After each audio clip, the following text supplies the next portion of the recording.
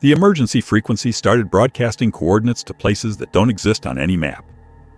For 6 months, our county's backup emergency frequency broadcast the same type of signal every Thursday at 2:13 in the morning.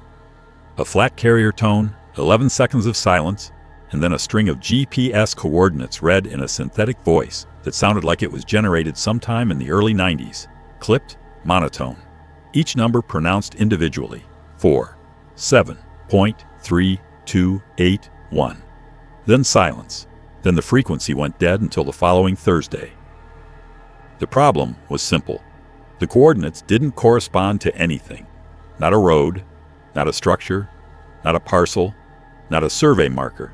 Valid GPS numbers that pointed to locations where, according to every database and every map and every satellite image available to the state of Oregon, nothing existed. I reported it, filed the paperwork, assumed equipment malfunction. That was my first mistake. Not because I should have investigated sooner, because investigating is what eventually made me a part of it. My name is Joel Mathis. I'm a county emergency communications technician in Hartsford County, Oregon. I maintain radio infrastructure, repeater towers, antenna arrays, backup power systems. I make sure that when a deputy keys a mic at 3 in the morning, the signal reaches dispatch. I don't investigate things. I fix things that carry signals. The content of those signals is someone else's problem. But the Thursday broadcasts were coming through on a frequency assigned to our county's emergency management backup system, a channel that hasn't been used operationally since 2016. It's maintained for redundancy. Nobody monitors it. Nobody transmits on it. Except someone was. I work with one other person, Darren Webb. 12 years in the department. He's the one who trained me when I started. Patient, methodical. The kind of guy who'll spend 45 minutes troubleshooting a connector before he'll guess at the problem. He brings coffee for both of us every morning, always remembers I take mine black, no sugar.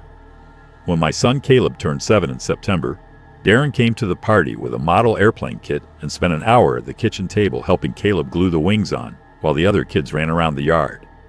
If you asked me to name the most decent, steady person I know, I would have said Darren Webb without hesitating. I need you to remember that. The first coordinate arrived on October 3rd. I pulled it from the transmission log the following Monday. 47.3281 north. 122.8614 west. I plugged it into every mapping system I had access to. Google Earth showed dense forest. County GIS showed unincorporated land with no parcel assignment. USGS topographic survey showed elevation contours and nothing else. I showed Darren. He frowned at the numbers and said, "Probably a hobbyist bouncing signal off the repeater by accident. You want to drive out and check the site?" We went on a Tuesday afternoon, parked on a Forest Service access road, and hiked in about 1.5 miles. The coordinate led to a shallow ravine in second-growth timber, Douglas fir, salal undergrowth so thick it grabbed your ankles. The kind of terrain that looks the same in every direction. And at the exact coordinates, we found a car. A 2019 Honda CR-V Silver, covered in branches and debris, not naturally, deliberately. Someone had dragged brush over it, methodically, every panel concealed. The kind of job that takes an hour of physical labor. Darren stopped walking when he saw it. He didn't say anything for a few seconds, then quietly, "Joel, don't touch anything." The license plate was obscured with mud. I scraped it clean with a stick. Oregon plate. I ran it on my phone. Registered to Linda Hargrove, age 41, of Carlton. Reported missing 7 months earlier. Last seen leaving a grocery store parking lot on a Wednesday evening. Through the window, I could see her purse on the passenger seat, her phone on the center console, a grocery bag in the back with the top of a cereal box visible. She'd been on her way home. I called the sheriff's office from the access road. Darren and I waited by my truck. He leaned against the tailgate with his arms crossed and stared at the tree line the whole time. I asked him what he was thinking. "I'm thinking about how far off the road that is," he said. 1.5 miles, no trail. Whoever put that car there carried every branch by hand. That's not panic, that's patience. I didn't think much of the comment at the time. They processed the car. No body, no blood, no signs of violence inside the vehicle. Just a woman's car, hidden in a forest. at a location that was broadcast on an emergency frequency nobody uses. The question was obvious. How did the frequency know where the car was? But there was a bigger question underneath it that I didn't ask yet, one that wouldn't form fully until later. Why was someone hiding cars in places that don't exist on any map? Where do you find a place that doesn't exist? Someone has to know it's there. Someone has to have been there before. Someone has to understand the terrain well enough to know that this specific ravine, this specific drainage, this specific half-acre of forest is invisible. Not just remote, invisible. That takes knowledge. Specific, professional knowledge of the landscape. I went home that night. Claire was making dinner. Caleb was at the kitchen table doing his reading homework, sounding out words one syllable at a time. The furnace kicked on. Oil popped in a pan. Normal sounds. Claire asked me why I was quiet. I told her we'd found a missing woman's car in the woods. I didn't tell her about the frequency. I didn't tell her about the branches arranged over the car with the patience of someone who had all the time in the world. She looked at me and said, "That's not your job, Joel." She was right. That Thursday at 2:13 a.m., I was awake. I had the backup receiver on the kitchen counter. Claire was at the hospital. She's a nurse at Hartsford Regional. Works 3 12-hour shifts a week. Caleb was asleep upstairs. The carrier tone came through. 11 seconds of silence, then coordinates. I wrote them down on the back of a grocery receipt. Checked them immediately. Another location in dense forest. 32 miles southeast of the first. No road, no structure, no parcel. But this time I noticed something. The coordinate was in a coverage gap. Our repeater network has blind spots, valleys, and drainages where radio signals can't reach. Every communications tech in the county knows where they are. This coordinate was inside one of those gaps, a place where no radio signal from a standard emergency transmitter could reach a dispatcher. The first coordinate had been in a gap too. Whoever was hiding things was hiding them in places where no one could call for help. I should have forwarded the coordinate to the sheriff and stopped. Claire told me to. Darren told me to. He said, "Joel, you're a radio tech, not a detective. Let Koss handle it." Detective Brenda Koss was the lead on the Hargrove case, but the coordinate was in our coverage area, our infrastructure. I told myself I was checking signal conditions, evaluating whether we needed a repeater extension in that drainage. I drove out the next morning alone, hiked in 1.25 miles. The coordinate led to a concrete foundation in the forest, 12 by 20 feet, old. No structure above it, no walls, no roof remnants, just a slab in the undergrowth with a rusted iron ring bolted to the center of the floor. I want to pause on that ring, because I stood over it for a long time and tried to think of a reason it would be there. A tether for equipment, an anchor for a temporary structure, a tie-down for livestock. Every explanation I came up with dissolved when I looked at the placement. Dead center of a concrete floor, in the middle of a forest, miles from any road. You bolt a ring to the center of a floor for one reason. There was a root cellar, concrete steps leading down to a door that had rotted off its hinges. I turned on my headlamp and went down. 8 feet square, concrete walls stained with moisture, dirt floor, a smell earth and something sharper underneath it. Something that made me breathe through my mouth.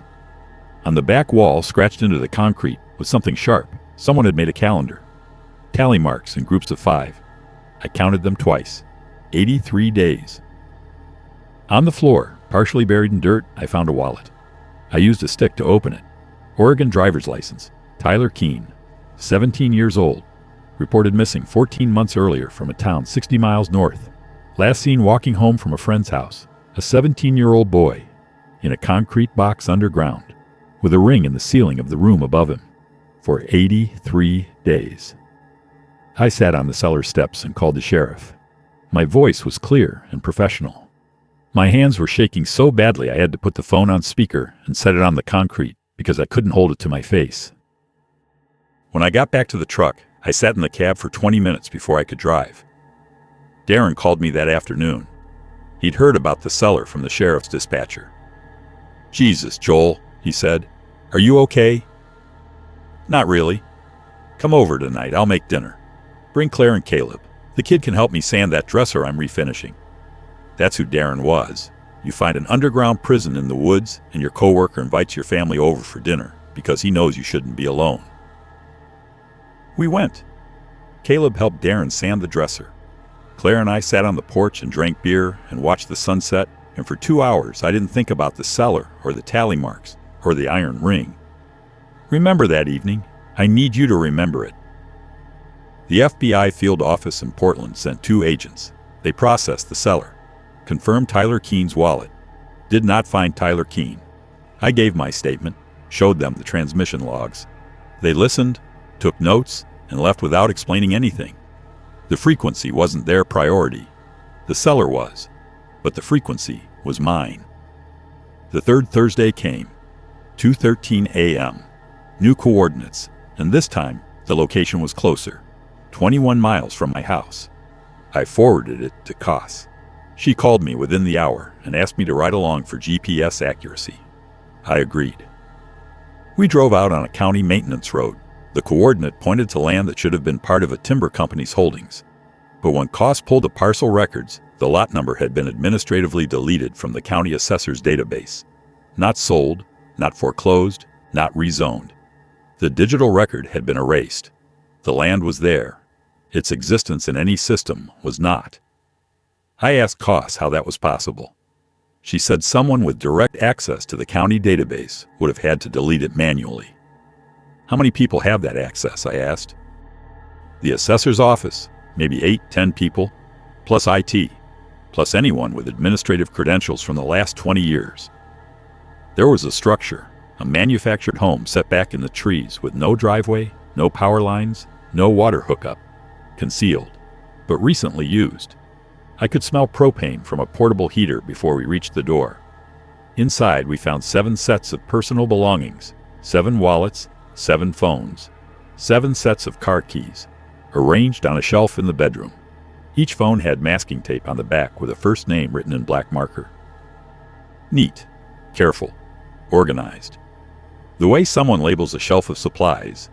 In a closet, plastic storage bins, each one containing folded clothing sorted by size, labeled with the same tape and marker system. And on a desk in the back room, a composition notebook. Koss told me not to touch it, but from where I stood I could see the first page. Columns, dates, names, weights, durations. A logbook of things done to people. I stepped outside, stood in the trees, breathed. Koss came out after me. She didn't say anything. She just stood next to me for a minute and then said, "Go home, Joel. Be with your family." I drove home. Claire was in the kitchen. Caleb was doing homework. She looked at my face and didn't ask. She walked over and put her hand on the back of my neck and held it there. And I closed my eyes and stood in my kitchen and felt the warmth of my house and listened to my son's pencil scratching on paper. That night, lying in bed, I couldn't sleep. I kept seeing the composition in notebook, the first page, the handwriting, clean, careful, consistent pressure, neat columns, letters formed with a specific slant about 15 degrees to the right, lowercase a closed at the top, lowercase g with a straight descender, no loop. I knew that handwriting. I knew it the way you know the sound of a coworker's voice. Not because you've studied it, because you've seen it every day for 8 years on maintenance forms and equipment logs and the sign-out sheet in the radio room.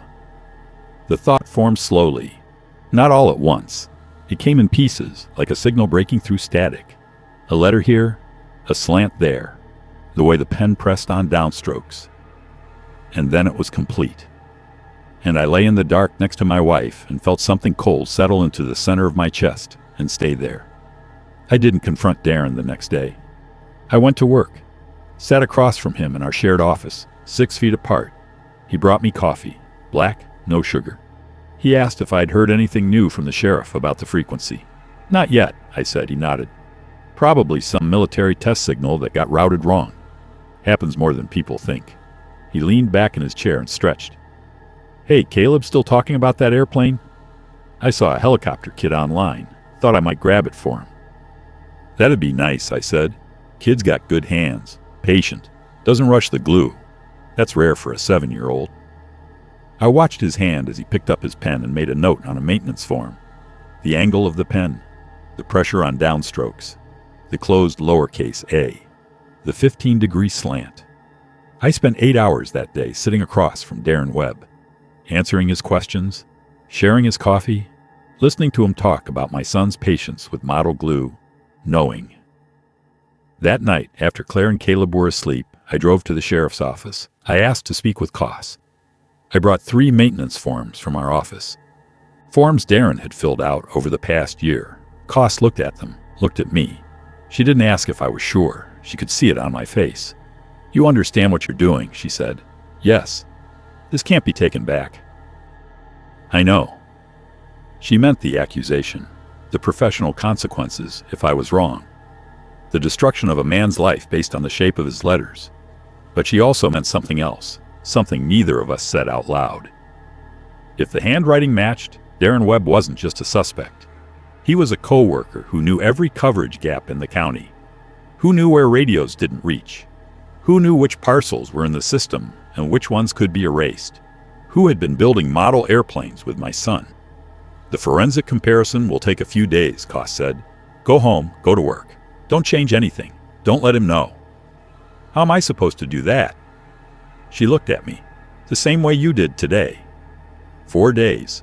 I worked across from Darren for 4 days while the lab compared his handwriting to the composition notebook. Monday. We replaced a battery bank at the South Ridge repeater. Darren carried the heavy cells without complaining. On the drive back, he told me about the dresser he'd finished the first coat of stain. "Cherry oak," he said. 3 coats, light sand between each one. You can't rush wood.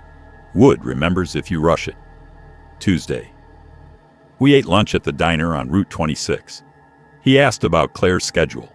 He asked if Caleb was still reading that book about space. He remembered the title. Wednesday. A storm knocked out power to the north repeater. We drove out together in the rain. Darren held the flashlight while I reconnected the generator leads. His hands were steady. His voice was calm. We worked the way we always worked, quietly, efficiently, trusting each other without discussion. He dropped me off at my truck afterward. Before I got out, he said, "Joel, whatever's going on with you, the frequency, the investigations, all of it, you know you can talk to me, right? That's what I'm here for." I looked at him. He meant it. I could see it in his face. Genuine concern for a friend. "I know," I said. "Thanks, Darren." I went home and locked the bathroom door and sat on the edge of the tub and pressed my hands against my face until the shaking stopped. Thursday, 9 p.m. Koss called. Claire was putting Caleb to bed. I took the call in the garage with the door closed. "It's a match," Koss said. "The notebook and the maintenance forms. Same writer. Joel, we're executing a warrant at 6 a.m. tomorrow. Stay home. Do you understand?" "Yes." "Stay home." I hung up, stood in the garage, looked at the things around me. Claire's car, Caleb's bicycle with training wheels he kept saying he didn't need, a box of old baby clothes we hadn't donated yet. I thought about calling Darren, not to warn him, to ask him, to hear his voice one more time and say, "How? How did you do this while sitting 6 feet from me? How did you fix repeaters and sand furniture and remember my son's reading list and keep people in a concrete room with an iron ring in the floor? How are you both of those people?" I didn't call. I went inside. I kissed Caleb goodnight. He smelled like toothpaste and clean pajamas. I sat on the couch next to Claire, and she leaned into me, and I put my arm around her and watched television without seeing any of it. At 2:13 a.m., the frequency broadcast one last time. I wasn't monitoring it. I was in bed, awake, staring at the ceiling, but I checked the log in the morning. One final coordinate. I didn't need to look it up. I recognized it immediately. Darren's property, 3.7 acres. The house where he refinished furniture in the garage and kept a garden in the back and waved to the mail carrier every afternoon. The house where my son had sanded a dresser while Darren showed him how to follow the grain. The frequency had broadcast Darren's home address 6 hours before the warrant was executed, before anyone had decided to go there. I told myself I'd stay home. I didn't. I was parked on the county road a quarter mile from Darren's driveway by 5:45 a.m. I saw the vehicles arrive. I heard the sirens. Then I heard a sound that I will hear for the rest of my life. A single sound, brief, final. Darren didn't let them take him. The search of his property took 11 days. They found 4 people buried under the garden. The garden he maintained every spring. The garden where he grew tomatoes and zucchini and once brought me a bag of basil because Claire mentioned she liked pesto. They found evidence connecting Darren to 9 additional missing persons across 3 counties. Some of the locations matched coordinates the frequency had broadcast. Some didn't. Tyler Keene has not been found. Linda Hargrove has not been found. Darren Webb worked in emergency communications for 12 years. He had access to every frequency allocation, every repeater location, every coverage gap in the county. He knew exactly where radios couldn't reach. He knew which parcels were in the assessor's database and understood how they could be removed. He knew where the invisible places were, because making places invisible was part of his job. But here's the thing I cannot explain. The thing that keeps me awake. Darren didn't send the transmissions. His equipment was examined. His home, his vehicles, his electronics. There is no evidence that Darren Webb ever transmitted on the backup emergency frequency. The synthetic voice wasn't generated by any equipment he owned. The signal origin was never identified. Someone else broadcast those coordinates, someone who knew every location, every car, every cellar, every deleted parcel, every name on every piece of masking tape. Someone who knew what Darren had been doing, possibly for years, and decided to transmit that information on a frequency that only 2 people in the county would ever check. Me and Darren. One of us would investigate. The other would be exposed. The frequency didn't just reveal where the bodies were buried. It chose who would find them. I still work for Hartsford County. They offered me leave. I didn't take it. I need the routine. I need to drive to work and fix things that carry signals, and drive home and eat dinner and help Caleb with his homework. Caleb asked about Darren once. He asked if Darren could come over and help him build another model. Claire handled it. She said Darren moved away. Caleb accepted it the way children accept things completely and without question. He asked if we could get a helicopter this time. I said sure. The frequency has been silent since the morning of the warrant. No transmissions, no coordinates, dead air. But I think about the last coordinate every day, the one that broadcast at 2:13 a.m., 6 hours before the raid, the one that pointed to Darren's house. It broadcast the final location before anyone had decided to go there. It knew. It knew that once the handwriting matched, once the warrant was signed, once the vehicles turned down that driveway, Darren would never leave. It broadcast his death before it happened. And I'm the one who made the match. I'm the one who brought the forms to COS. I'm the one who sat across from Darren for 4 days knowing what I knew and saying nothing while the paperwork moved through the system. The frequency gave me the coordinates, but I'm the one who followed them, every step of the way. I'm the one who connected the handwriting. I'm the one who turned the key. Did I investigate Darren because I recognized his handwriting? Or did I recognize his handwriting because the frequency needed me to? Was I following the evidence? Or was the evidence following a path that was laid down for me, coordinate by coordinate, body by body, each one closer to home, each one impossible to ignore, until the only conclusion was the one that ended with me parked on a county road listening to a man I'd worked with for 8 years make the last decision he would ever make. I don't know who transmitted those coordinates. I don't know how they knew. I don't know why they chose that frequency, or that time, or me. But I know this. The coordinates were ordered. First, 200 miles away, then 100, then 30, then 21, then Darren's house. Each discovery made the next one personal. Each one made it harder to walk away. Each one pulled me deeper until confrontation was inevitable. I was the instrument. The frequency found me, aimed me, and fired. And the worst part, the part I can't tell Claire, can't tell COS, can't tell anyone, is that it worked. Perfectly. Every coordinate, every sleepless night, every wave of nausea and dread. All of it designed to arrive at a single moment. A warrant, a driveway, a sound I'll never stop hearing. I was the weapon. And I still don't know who pulled the trigger. Claire knows something is wrong. She knows I check the backup frequency every morning before work. She knows I sit in the truck for 10 minutes before coming inside. She knows I check the lock on Caleb's window every night. Last Thursday at 2:13 a.m., I woke up without setting an alarm. I lay in the dark next to Claire and listened. Silence. Dead air. Nothing. I got up, went to the kitchen, turned on the receiver, sat at the table in the dark. Nothing. But I'll be there again next Thursday, and the one after that, because whoever transmitted those coordinates knew things about Darren Webb that nobody knew. They knew the locations. They knew the names. They knew the timeline, which means they were watching. For years. And they chose to act by sending coordinates to a dead frequency that nobody monitored. But I was monitoring it, because it's my job. And I don't believe in coincidence anymore.